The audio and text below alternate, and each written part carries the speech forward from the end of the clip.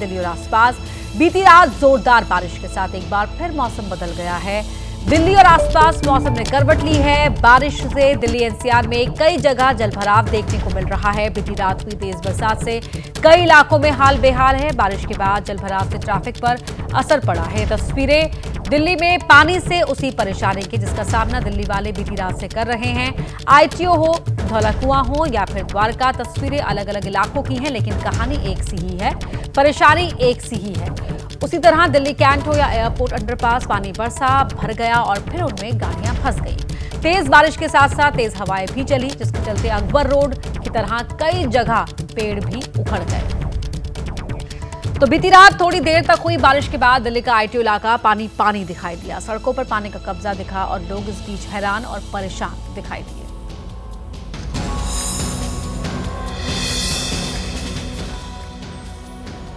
दिल्ली का आईटीओ जहां पर लगातार सालों से पानी जमा होता है, ये परेशानी कई सरकारें आने और जाने के बाद भी नहीं सुधरती, वो यही तस्वीर है। तस्वीर ये है कि दिल्ली का आईटीओ आप देख लीजिए किस तरह से जलमग्न है। तस्वीरें आपको दिखा रहे हैं दिल्ली के खास आईटीओ से। आपको यहाँ पर जो ट्रैफिक है वो मजबूर है इस पानी से गुजर के जाने में। और यहाँ देखिए एक शख्स से उनसे बात करते हैं, कितनी परेशानी झेलनी पड़ती है जब इस तरह से पानी लगा रहता है यहाँ पे। आए दिन जब भी बारिश होती है पानी लगा रहता है यहाँ पे, ऐसे जल भराव रहता है, हमेशा दिक्कत होती है यहाँ पे आने में भी जाने में भी।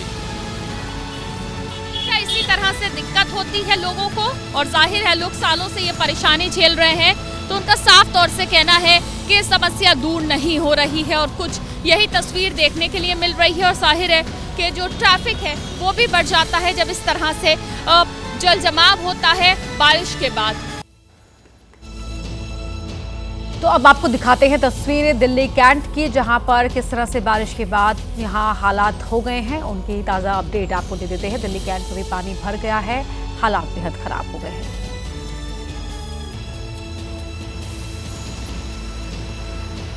देखिए किस तरह से ये अंडरपास है, जो अंडरपास अब दिखाई नहीं दे रहा है, बल्कि यहाँ सिर्फ पानी ही पानी दिखाई दे रहा है। गाड़ी, एक आप जो 4 व्हीलर देख रहे हैं कार, वो पूरी तरह से इस पानी में लबालब डूबी हुई है। बस भी आधी डूबी हुई नजर आ रही है। ये अंडरपास में बस फंस गई, गाड़ी पूरी तरह से डूब गई है। और ये दिल्ली कैंट के पास जो अंडरपास है वहां की तस्वीर हम आपको टीवी स्क्रीन पर दिखा रहे हैं। बीती रात बारिश के बाद किस तरह से जलभराव हुआ है, क्या स्थिति है, वो आप इस तस्वीर को देखकर समझ सकते हैं। यहाँ एक बस और एक कार दोनों ही इस पानी की वजह से इस अंडरपास में फंस गए हैं। बस भी, जो बस के पहिए हैं वो आपको पानी में डूबे हुए दिखाई दे रहे हैं, तो कार तो पूरी ही, लगभग पूरी यहाँ पर इस पानी में समाई हुई नजर आ रही है। तो आप सोच सकते हैं कि जो सफ़र कर रहे हैं, जो यात्रा कर रहे थे, उन्हें किस तरह से मुश्किलों का सामना करना पड़ा है।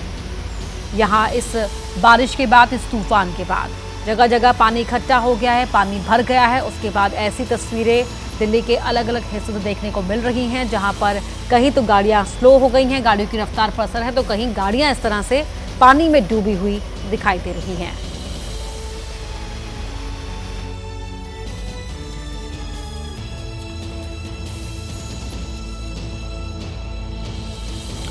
तो अंडरपास में ये कार पूरी तरह से डूब गई, ये आप इन तस्वीरों को देखकर समझ सकते हैं। और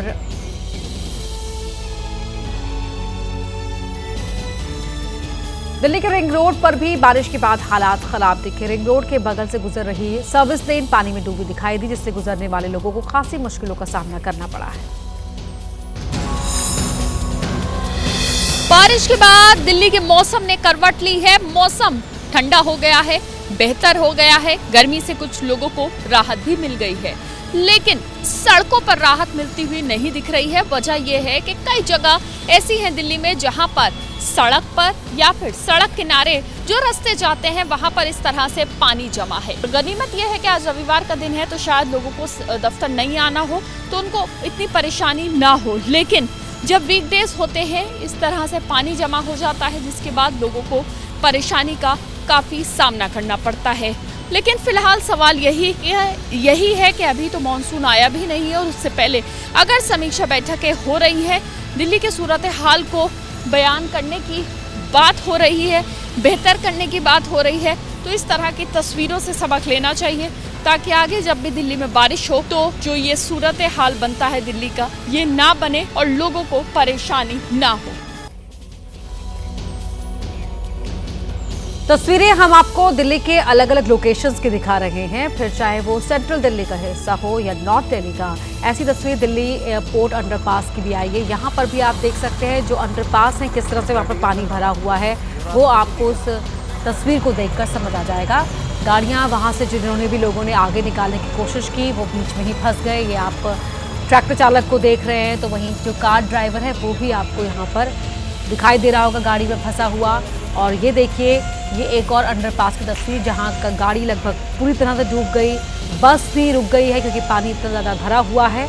और ये तस्वीर दिल्ली के अलग अलग इलाकों की अंडरपास का जहां पर हाल है वो आपको दिखा रहे हैं। मदीहा हमारे सहयोगी सुबह से ही आप तक पहुंचा रही है हर जानकारी, और एक और रिपोर्ट मदीहा खान की दिखाते हैं आपको। अंडरपास दिल्ली कैंट की तरफ जाता है, धौला कुआं के पास ही अंडरपास, और इसमें आप देखिए कि पानी इतना ज्यादा जमा हो गया कि यहाँ पर एक पूरी बस जो है वो और एक गाड़ी जो है पूरी तरह डूबी हुई नजर आ रही है, क्योंकि रात भर बारिश होती है। ड्रेनेज सिस्टम यहाँ का पूरी तरह से ठप नजर आ रहा है, जिस वजह से पानी बढ़ते बढ़ते इतना ज्यादा बढ़ गया कि आप देखिए जो गाड़ी यहाँ से निकलने की कोशिश कर रही होगी वो पूरी तरह से डूबी हुई नजर आ रही है। सिर्फ और सिर्फ उसकी छत जो है वो नजर आ रही है। तो दूसरी तरफ आप देखिए जो बस है वो आधे से ज्यादा डूब चुकी है पानी में, लेकिन फिलहाल कई घंटों के बाद भी अभी तक यहाँ कोई पंप टेम्परेरी तौर पर नहीं लगाया गया जिसके जरिए यहाँ पर पानी को निकाला जा सके, पानी की निकासी हो सके। लेकिन फिलहाल अंडरपास को बंद कर दिया गया है, बैरिकेडिंग लगा दी गई है और अंडरपास बंद है। तो सोचिए दिल्ली में ट्रैफिक मूवमेंट स्लो हो जाता बारिश के बाद, और उसकी सबसे बड़ी वजह यह है कि जगह जगह जलजमाव, जलभराव की वजह से, पानी निकासी ना होने की वजह से रोड्स को बंद कर दिया जाता है, खास तौर से उन मेन रोड्स को जो कि ऐसे इलाकों की तरफ जाती हैं जहां पर ट्रैफिक मूवमेंट अमूमन ज्यादा रहता है। तो फिलहाल आप सोचिए कुछ ये सूरत हाल बदहाल दिल्ली आज नजर आ रही है। कैमरा पर्सन राजेश के साथ मदीहा, एबीपी न्यूज दिल्ली। और आइए अब आपको दिल्ली के महिपालपुर की तस्वीर दिखाते हैं। महिपालपुर फ्लाईओवर के नीचे पानी जमा हो गया है और यात्रियों को मुश्किलों का सामना करना पड़ा है। देखिए किस तरह से महिपालपुर राजधानी दिल्ली में देर रात रविवार को जो बारिश हुई थी उसका असर भी अब देखने को मिला है। जहां दिल्ली वालों को एक उमस भरी और चिलचिलाती गर्मी से राहत मिल गई, तो वहीं बड़ी बड़ी कंपनियां और चाहे वो सिविक एजेंसियां जो दावे करती है, बड़ी कंपनियों की बात हम इसलिए कहेंगे कि ये जो गाड़ी आप इस समय देख रहे हैं ये BMW है, और एसयूवी BMW देखिए किस तरीके से ऑटोमेटिक गाड़ी जो है वो इस बारिश के वाटर लॉगिंग के पानी की वजह से बंद हो गई है। तो वहीं दूसरी तस्वीर देखिए कि वहां पर टोटा गाड़ी है, स्कोडा है, वो गाड़ियां जो है वो बंद हो गई है। और एक महत्वपूर्ण सड़क, ये सड़क जो है आपको बताएं कि महिपालपुर से होते हुए एयरपोर्ट जाता है और वहां का ये अंडरपास है, और दूसरी तरफ जो है एयरपोर्ट से बसंत कुंज, मेहरौली और महिपालपुर को जोड़ने वाला अंडरपास है। और यहाँ पर आप देखिए कि बस देर रात से जो बारिश हुई थी, अब बारिश तो रुक गई है, लेकिन देखिए उसके बाद जो तस्वीरें हैं वो देखिए कि राजधानी दिल्ली में हर साल जो सरकार जो है दावे करती है कि वाटर लॉगिंग की समस्या से दिल्ली वालों को जूझना नहीं पड़ेगा, लेकिन अभी मानसून आया भी नहीं है। और मानसून से पहले ये देखा जाए तो प्रिपेयर जो मानसून होता है उस बारिश का असर जो है देखने को मिल रहा है कि राजधानी दिल्ली की तमाम सड़कें जो है वो किस तरीके से दरिया बन चुकी है। और इस समय यहाँ देखिए कि पानी निकासी के लिए कोई इंतजाम नहीं है। महिपालपुर का बहुत महत्वपूर्ण अंडरपास है, क्योंकि देखिए आपको हम बोर्ड भी दिखाएंगे किस तरीके से एयरपोर्ट जो है उसको जोड़ता है। और यहाँ पर एयरपोर्ट से जो जाने वाले लोग हैं जिनकी फ्लाइटें थी, एक तरफ जहाँ मौसम की मार से फ्लाइटें कैंसिल है, तो वहीं इस वाटर लॉगिंग की वजह से जो लोगों को दिक्कत है वो भी हो रही है कि कई जगह पर जो गाड़ियां हैं वो बंद हो गई हैं और कुछ लोग गाड़ी निकालने की कोशिश कर रहे हैं और बीच पानी में कहीं ना कहीं उनकी गाड़ी जो है उस पर भी कहीं ना कहीं ब्रेक लग जा रहा है। एक महत्वपूर्ण सड़क, यहाँ पर वाटर लॉगिंग होना, कई गाड़ियों का बंद होना, कई लोगों की जो फ्लाइटें हैं वो छूट जा रही है, और उसके बावजूद भी अभी तक यहाँ पर पानी निकासी के कोई भी इंतजाम नहीं किए गए हैं। Rakesh Soni, ABP news, Delhi.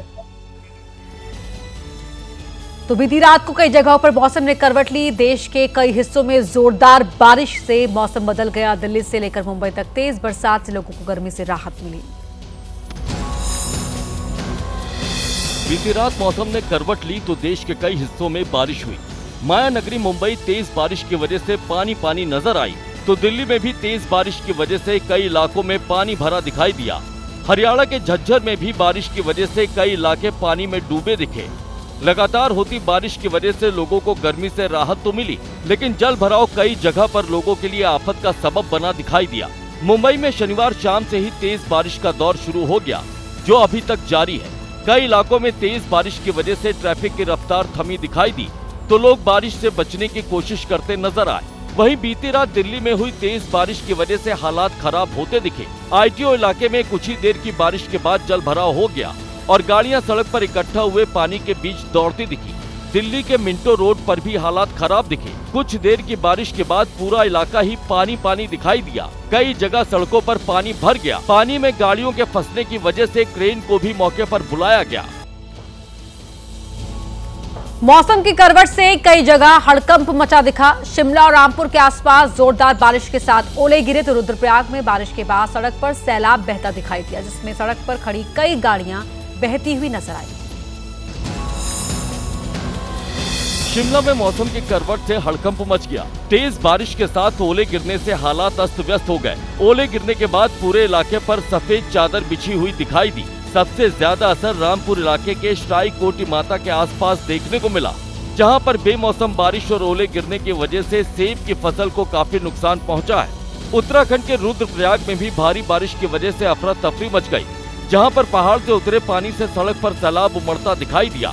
पानी की तेज धार के बीच सड़क पर खड़ी कई बाइक और स्कूटी नीचे गिर गईं। पानी के बहाव के साथ बहती दिखाई दी, जिसके बाद स्थानीय लोगों ने बहती हुई गाड़ियों को बचाया और किनारे पर लाकर खड़ा किया। अगस्त्यमुनि इलाके के आसपास अचानक ही बारिश के पानी से लोग हैरान परेशान दिखाई दिए।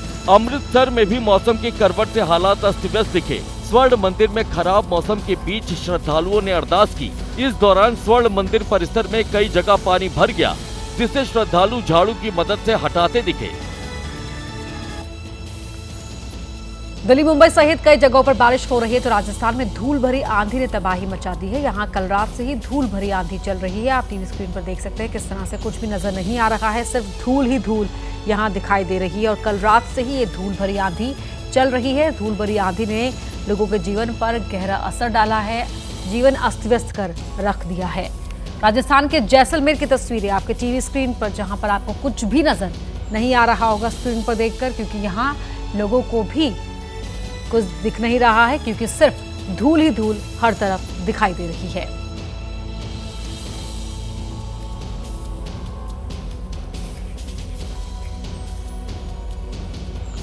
तो ऑपरेशन सिंदूर को लेकर पहले मध्य प्रदेश के मंत्री विजय शाह, फिर वहीं के डिप्टी सीएम जगदीश देवड़ा ने आपत्तिजनक बयान दिया, तो अब बीजेपी के सांसद रामचंद्र जांगड़ा ने पहलगाम हमले के पीड़ितों पर विवादित भाषा बोली है।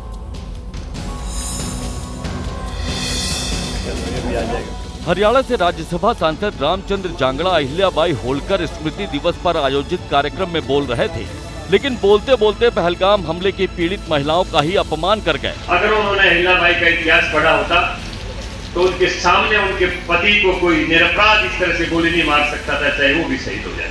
वीरांगना का भाव नहीं था, जोश नहीं था, जज्बा नहीं था, दिल नहीं था। रामचंद्र जांगड़ा ने आतंकियों की गोली का शिकार बने मृतकों पर भी सवाल उठाए।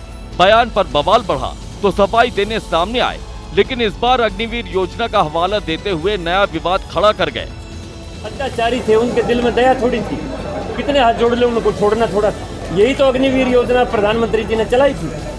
अगर वहाँ का हर पर्यटक अगर अग्निवीर होता तो मेरी समझ में उन उग्रवादियों को घेर लेते, कम कैजुअलिटी हो। अब रामचंद्र जांगड़ा के इसी ज्ञान पर सियासी संग्राम शुरू हो गया है। उसके अंदर अहिल्याबाई का जज्बा। रामचंद्र जांगड़ा के बयान पर कांग्रेस समाजवादी पार्टी समेत विपक्ष के तमाम दलों ने बीजेपी की घेराबंदी शुरू कर दी है। कांग्रेस ने जांगड़ा के बयान को अशोभनीय करार दिया है। पहलगाम आतंकी हमले और ऑपरेशन सिंदूर को लेकर सरकार पर लगातार हमलावर कांग्रेस को रामचंद्र जांगड़ा के बयान ने बैठे बिठाए एक और मुद्दा दे दिया। कांग्रेस ने जांगड़ा के बयान पर पलटवार करते हुए बीजेपी पर सीधा प्रहार किया। का परिवार मारा गया है, किसी का पति जो है शहीद हुआ है, किसी का सुहाग उजड़ा है, आप उसको लेकर के इतने असंवेदनशील कैसे हो सकते हैं? बीजेपी ने ठेका उठा लिया है क्या इस देश की बेटियों को के खिलाफ शर्मनाक बयान देने का? समाजवादी पार्टी अध्यक्ष अखिलेश यादव ने भी बयान की निंदा की है और कहा कि पहलगाम की पीड़ित महिलाओं के बारे में दिए गए बीजेपी सांसद के इस बयान के लिए निंदनीय शब्द लिखने से निंदनीय शब्द को भी आपत्ति होगी। आरजेडी भी बयान को लेकर हमलावर है। भारतीय जनता पार्टी के अन्य बड़े नेताओं को इन छोटे भाइयों के विवादास्पद बयानों पर लगाम लगानी चाहिए। वो वीरांगना नहीं थी, जज्बा नहीं था, लड़ना चाहिए था। ये कैसा बेहुदापन का बयान है भाई। विपक्ष हमलावर है तो बीजेपी ने इस मुद्दे पर अब तक चुप्पी साध रखी है। की पोल खोलने सर्वदलीय डेलीगेशन के साथ बहरीन पहुंचे सदुद्दीन ओवैसी ने कहा कि पहलगाम हमले के आतंकियों और आईएसआईएस में कोई फर्क नहीं। ओवैसी ने पाकिस्तान को एक बार फिर जमकर लताड़ लगाई। असदुद्दीन ओवैसी ने कहा कि डेलीगेशन को सरकार ने भेजा ताकि दुनिया को पता चले कि भारत पिछले कई साल से किस खतरे का सामना कर रहा है। दुर्भाग्य से हमने कई निर्दोष लोगों की जान गंवाई। No difference between these terrorist organizations in Pakistan and the ISIS Takfiri ideology. This we must remember. This is a menace to the whole humankind. Owaisi ने साफ लफ्जों में कहा कि भारत अपने हर नागरिक की सुरक्षा के लिए कदम उठाएगा और अगली बार पाकिस्तान ने कोई हिमाकत की तो अंजाम उम्मीद से कहीं ज्यादा होगा।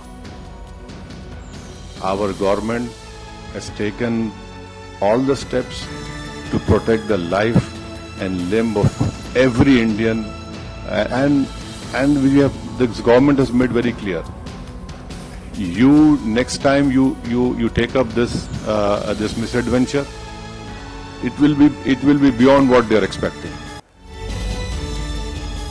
ऑपरेशन सिंदूर की जानकारी देने और पाकिस्तान के पाप का घड़ा फोड़ने के लिए भारतीय प्रतिनिधिमंडल दुनिया के अलग अलग देशों में इस वक्त मौजूद है। जापान के दौरे पर गए संजय झा की अगुवाई वाली टीम में टीएमसी सांसद अभिषेक बैनर्जी भी शामिल हैं। अभिषेक बैनर्जी के जापान में दिए बयान की खूब चर्चा हो रही है। अभिषेक बनर्जी देश की राजनीति में भले ही बीजेपी के विरोधी हैं, लेकिन जब बात भारत की है तो वो न सिर्फ सरकार के समर्थन में खड़े हैं बल्कि पूरे देश की आवाज बने हुए हैं। कैसे उन्होंने टोक्यो में पाकिस्तान का पर्दाफाश किया, उसे सुनिए। एक एक करके 9 टेरर अटैक्स को हम लोग न्यूट्रलाइज किए। अब सारे दुनिया में हम जाके ये फोटो दिखाने वाले हैं कि expose the actual face of Pakistan.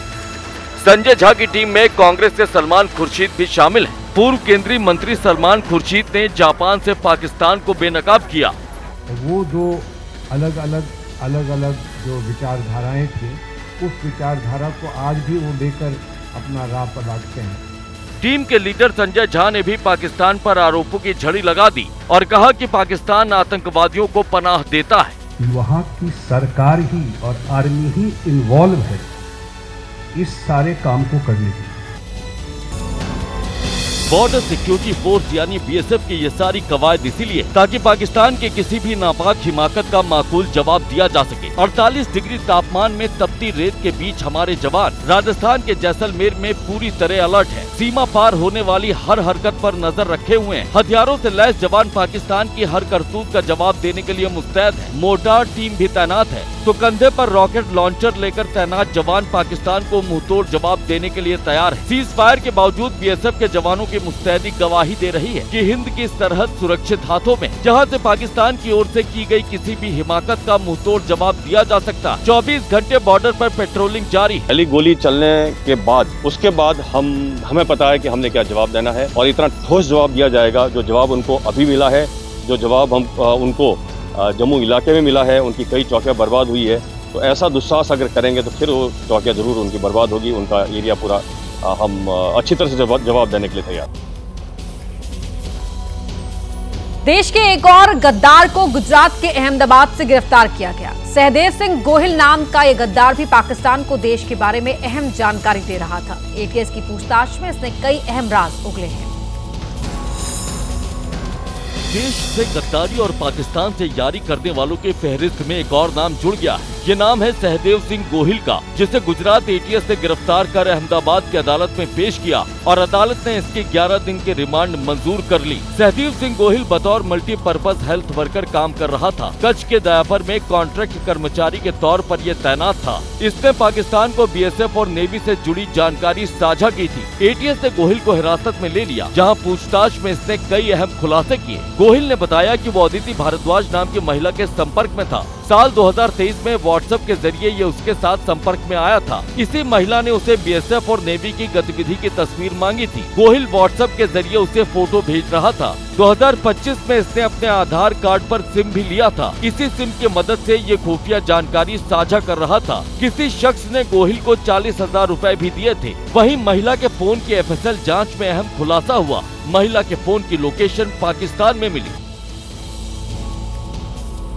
वहीं जम्मू कश्मीर के उपराज्यपाल मनोज सिन्हा ने पहलगाम आतंकी हमले को लेकर बड़ा बयान दिया। मनोज सिन्हा ने कहा कि अभी भी जम्मू कश्मीर में ऐसे लोग हैं जो आतंकवादियों को पनाह देते हैं। जम्मू कश्मीर में आए दिन अभी भी आतंकवादी मारे जा रहे हैं। साथ ही पूरे देश से पाकिस्तान के लिए जासूसी करने वाले पकड़े जा रहे हैं। ऐसे में जम्मू कश्मीर के उपराज्यपाल का ये बयान काफी अहम माना जा रहा है। पहलगाम जैसी बर्बर आतंकी घटना हो, मजाक पूछकर निर्दोष लोगों का खून बहाया जाए, एक विचारणीय है।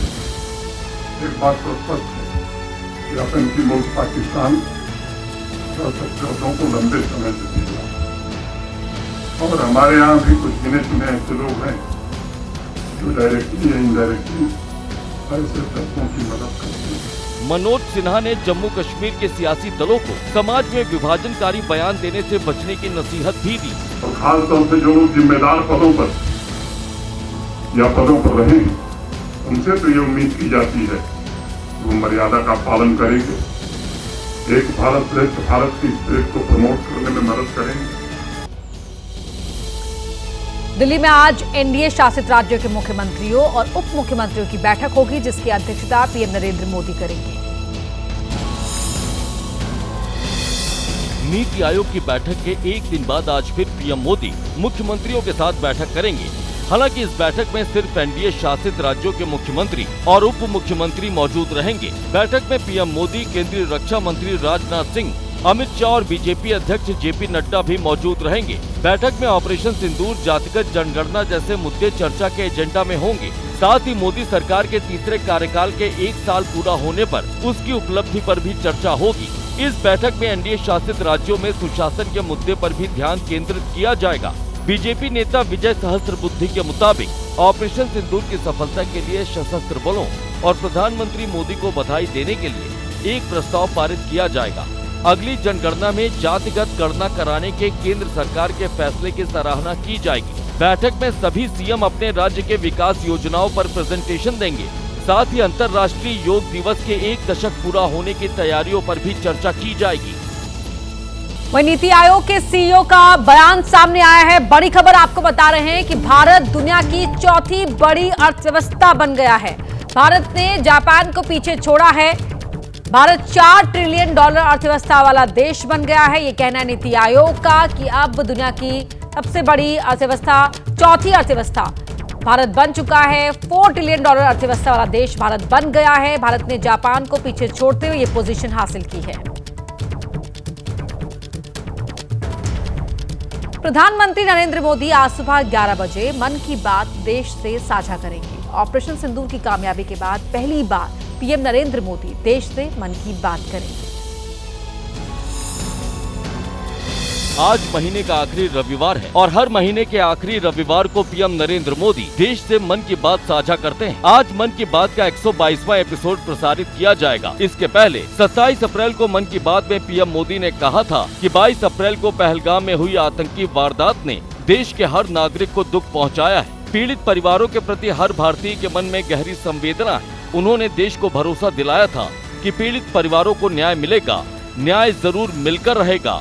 इस हमले के दोषियों और साजिश रचने वालों को कठोरतम जवाब दिया जाएगा। और फिर 6-7 मई की रात को ऑपरेशन सिंदूर को अंजाम दिया गया था और पाकिस्तान में 9 आतंकी ठिकानों को ध्वस्त कर दिया गया, जिसके बाद पाकिस्तान की तरफ से हुए हमलों को नाकाम कर उसके एयरबेस को भी तबाह कर दिया गया था। पहलगाम हमले के बाद पाकिस्तान और पीओके में आतंकवादी ठिकानों के खिलाफ भारतीय सेना की सफल सैन्य कार्रवाई ऑपरेशन सिंदूर के बाद पीएम मोदी का ये पहला मन की बात कार्यक्रम है। वहीं आरजेडी अध्यक्ष लालू यादव के बेटे तेजप्रताप यादव के सोशल मीडिया अकाउंट से उनके निजी जीवन को लेकर बड़ा खुलासा किया गया। एक भावुक पोस्ट में दावा किया गया कि तेजप्रताप पिछले 12 साल से अनुष्का यादव नाम की लड़की के साथ रिलेशनशिप में है। हालांकि बवाल मचा तो तेजप्रताप ने कहा कि उनका अकाउंट हैक कर लिया गया था। तेजप्रताप यादव ने एक्स पर एक फोटो शेयर की जिसमें उनके साथ एक लड़की दिख रही है, जिसके बारे में तेजप्रताप यादव ने लिखा कि मैं तेजप्रताप यादव और मेरे साथ इस तस्वीर में जो दिख रही हैं, उनका नाम अनुष्का यादव है। हम दोनों पिछले 12 सालों से एक दूसरे को जानते हैं और प्यार भी करते हैं। हम लोग पिछले 12 सालों से एक रिलेशनशिप में रह रहे हैं। तेज अनुष्का की करवा चौथ वाली ये तस्वीर भी वायरल है। अनुष्का छलनी से चांद और तेज प्रताप को देख रही है। अनुष्का की मांग में सिंदूर भी दिख रहा है, जिसे लेकर विवाद खड़ा हो गया। दरअसल तेज प्रताप यादव पहले से ही विवाहित है। 12 मई 2018 को ऐश्वर्या से उनकी शादी हुई थी। ऐश्वर्या बिहार के पूर्व सीएम दारोगा प्रसाद राय की पोती और पूर्व मंत्री चंद्रिका राय की बेटी है। हालांकि महज 1 साल बाद ही दोनों के रिश्ते बिगड़ गए। अब दोनों के तलाक का केस हाईकोर्ट में लंबित है। ऐसे में बिना फैसला आए सोशल मीडिया पर तेज के इस नए रिलेशनशिप स्टेटस ने सियासी बवंडर ला दिया है। 12 सालों से वो एक लड़की के साथ संबंध में है, उसके बावजूद उन्होंने ऐश्वर्या से शादी की और बिहार की बेटी की जीवन को खराब करने का काम किया।